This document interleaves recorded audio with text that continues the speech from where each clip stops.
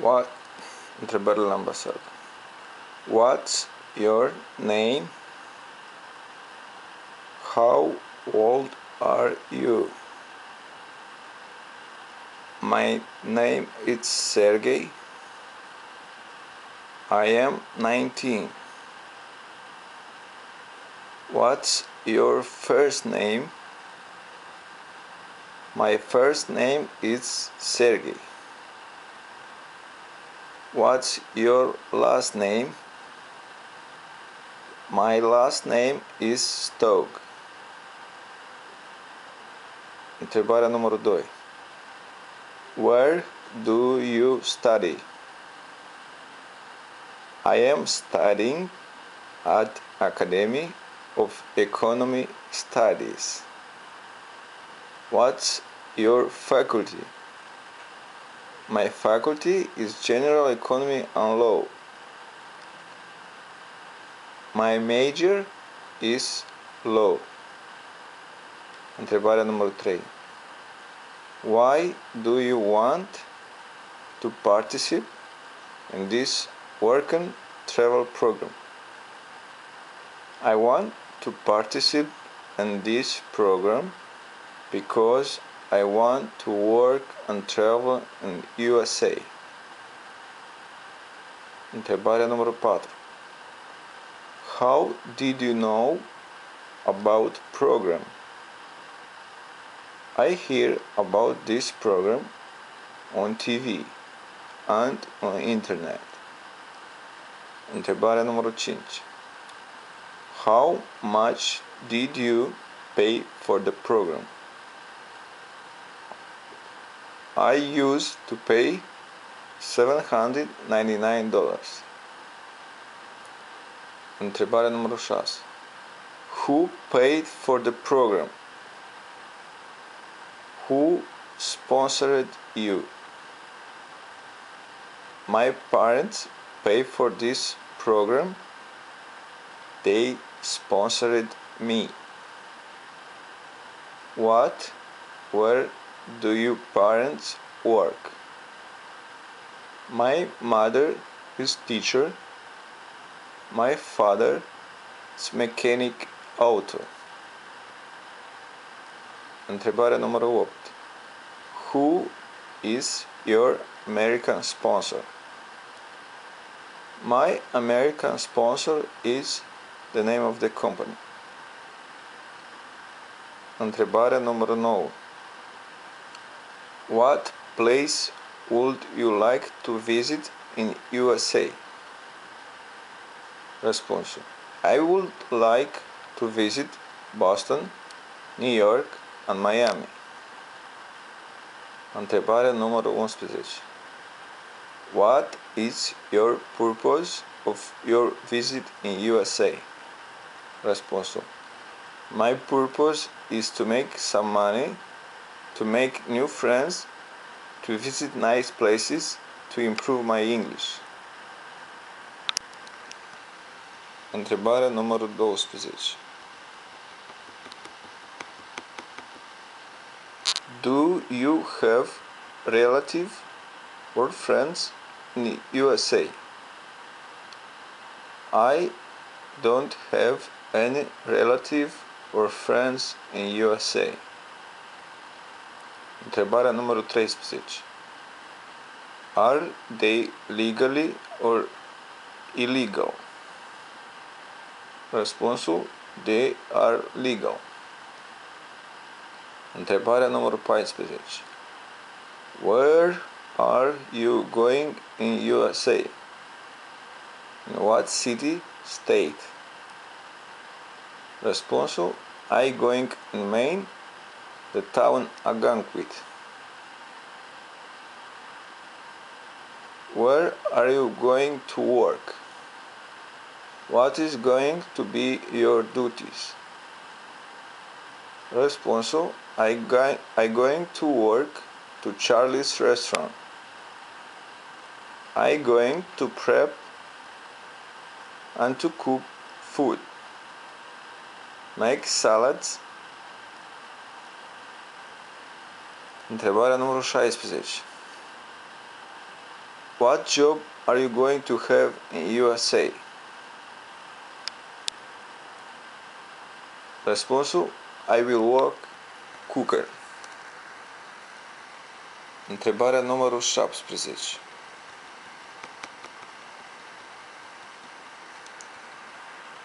How this experience will help you in the future? I think that this experience will help me a lot in the future. Întrebarea numărul 18. Who found your working place? Who find the job for you? Răspunsul: the working place found some friends which used to be in United States last summer. Întrebarea numărul 19.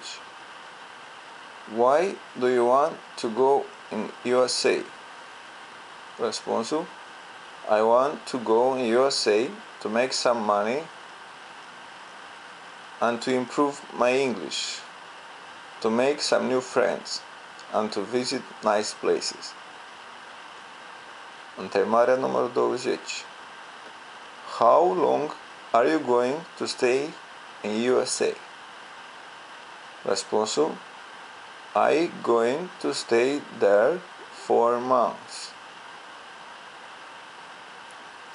What you will do if you have problem with your boss at work? Răspunsul: I will try to solve the problems with the boss by myself, or I will call my sponsor. Întrebarea numărul 23.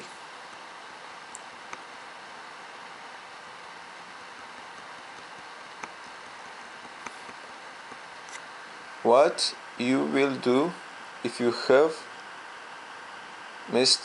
mistreated or your rights are violated? Răspunsul: I will take to my manager to respect my right, or I will call my sponsor. Întrebarea numărul 24. What rights do you have in USA? Răspunsul: I will have the right to work, the right to rest, the right to live, the right to be paid, the right to defend, the right to travel. Întrebarea numărul 25. When you will leave the USA? When you will come back to Moldova? Răspunsul: I will leave the USA on September 9, and in the same day I will arrive in Moldova. Întrebarea numărul 26.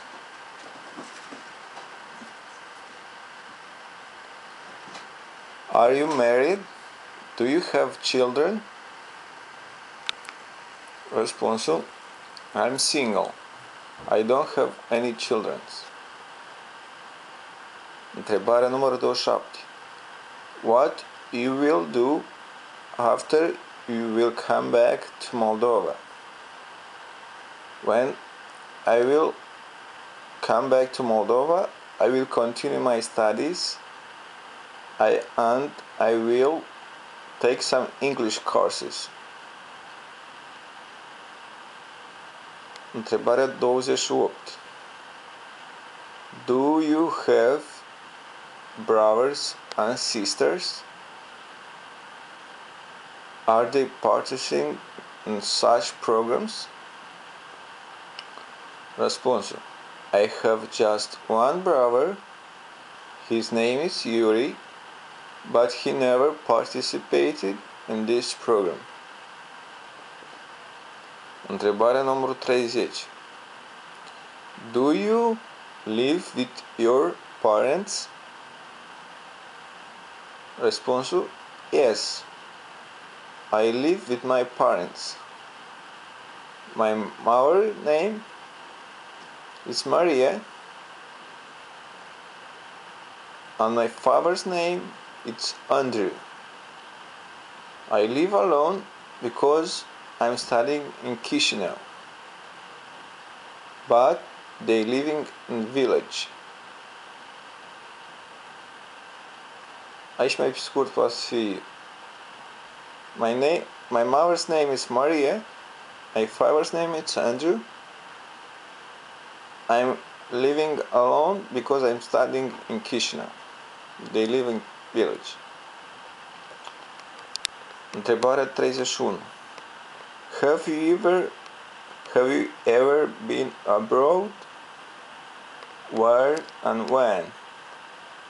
Răspunsul: not yet. What is your favorite country? My favorite country is United States, because since I was children I was dreaming to go there. Întrebarea numărul 33. What do your parents think about your participation in the program? Răspunsul: my parents have a good impression about my participation in this program. They also give me the money for this program. Întrebare numărul 34.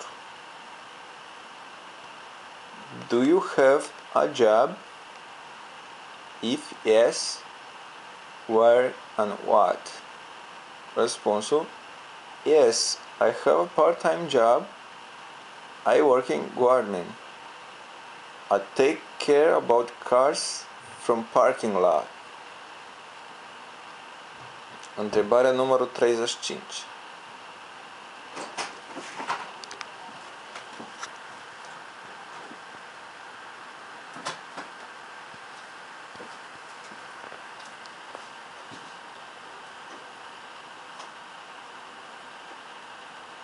Can you describe yourself? Încă o dată. Can you describe yourself? Răspunsul: yes, I am a hard worker. I'm honest, serious. I like to work in the team. Întrebarea numărul 36. Can you describe your hometown? Yes, I was born in the village. The village have 300 people. My town is really beautiful. Întrebarea numărul 37. Are you a full-time or part-time student? Răspunsul: I am a full-time student. Întrebarea numărul 38.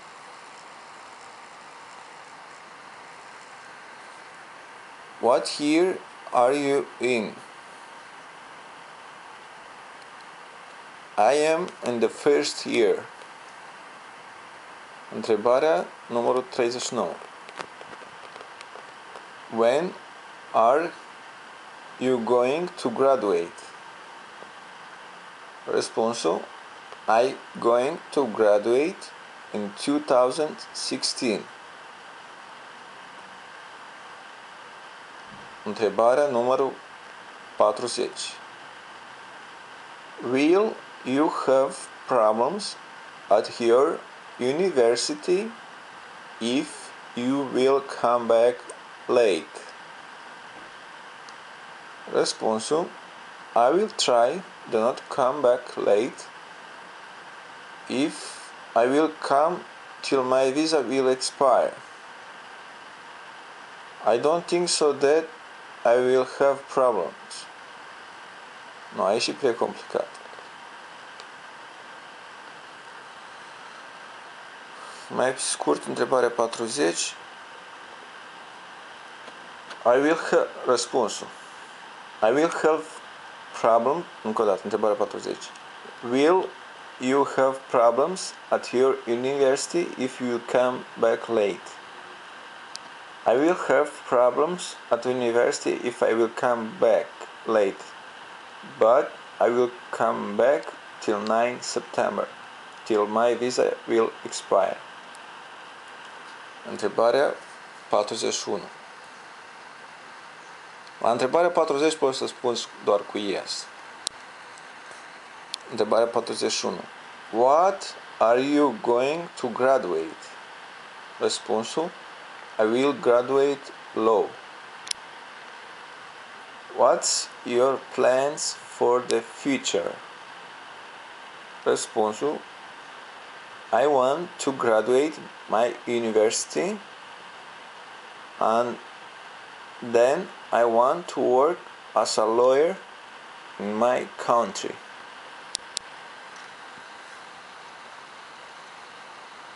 Întrebarea numărul 43. What's your future job? Răspunsul: I want to be lawyer. Întrebarea numărul 44. How long have you been learning English? Where? Răspunsul: I used to study English for 4 months at Studium Moldova. Întrebare numărul 45. Have you any medical problems, restrictions? Răspunsul: not yet. I never had any medical problems. Întrebare numărul 46. Do you have any chronic disease? Răspunsul: not yet. I never had these problems. Întrebarea numărul 47. Have you ever been charged in anything in Moldova?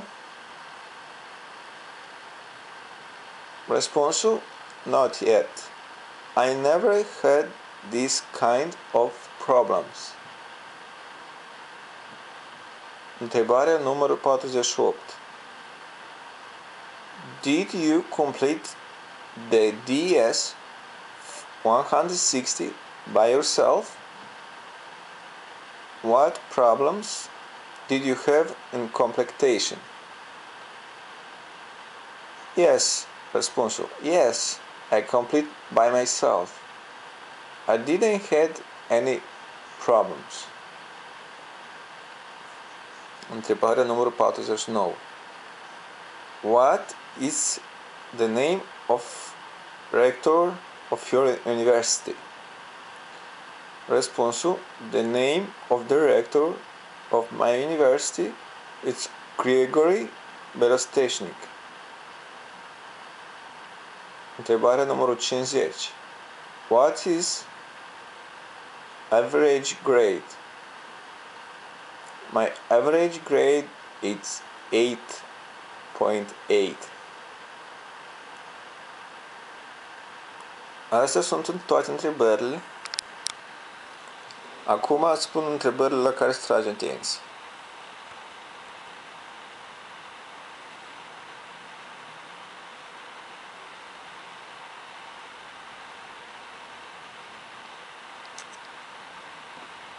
Prima întrebare, what's your name?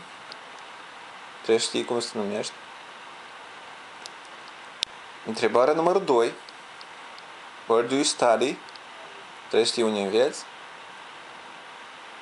Întrebarea numărul 3,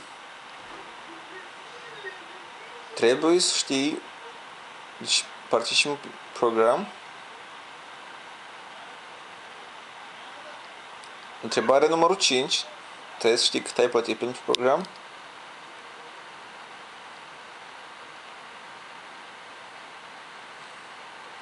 Întrebarea numărul 9, trebuie să știi ce să vizitezi trebuie să știi ceva despre Statele Unite. Întrebarea numărul 11, trebuie să știi scopul vizitei. Întrebarea numărul 12, 14, 15, 16, 18, 17,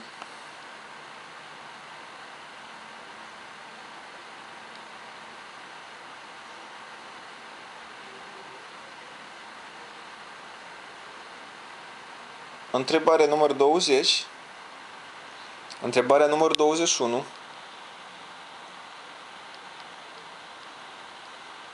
întrebarea numărul 23, întrebarea numărul 24. Trebuie știi toate întrebările, dar la ei să-ți tragi mai tare atins. Întrebarea numărul 27.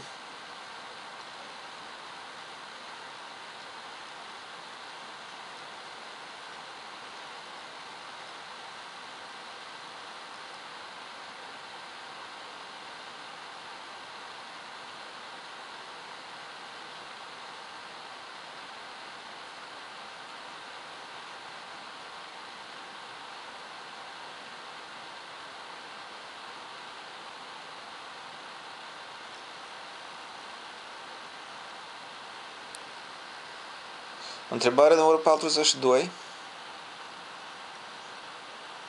Întrebarea numărul 44.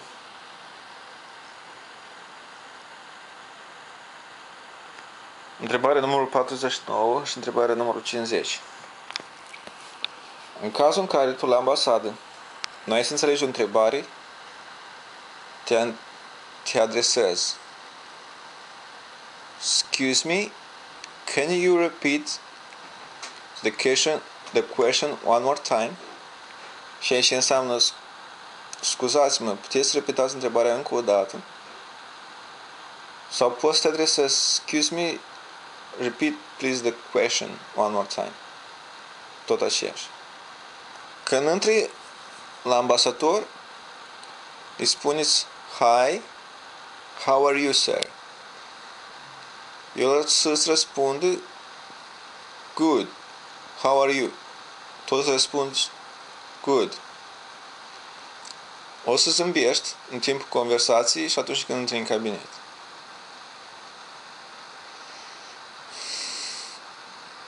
În cazul în care te întreabă do you have any relative in USA? Dacă ai pe cineva în Statele Unite, o să răspunzi I don't have any relatives in the United States. Și înseamnă că eu nu am nicio rudă în Statele Unite. Dacă el o să te întrebe do you know it's Stog Vasily your brother? Or do you know Stog Vasily? Și ce înseamnă Vasile Stog este fratele tău, sau tu îl cunoști pe Vasile Stog, tu să-i răspunzi I don't know him. Eu nu îl cunosc. I never saw him. Eu nu l-am văzut niciodată. El poate să întrebi do you have another brothers except Yuri? El o să întrebi mai ai și alți frați în afară de Yuri? Tu o să răspunzi no, I have only one brother. This is Yuri. I don't have any another brothers. Asta înseamnă că tu o să zici că ai numai un frate și tu nu ai în afară de el alți frați. Cam asta e tot și legat de ambasadă. Mult succes!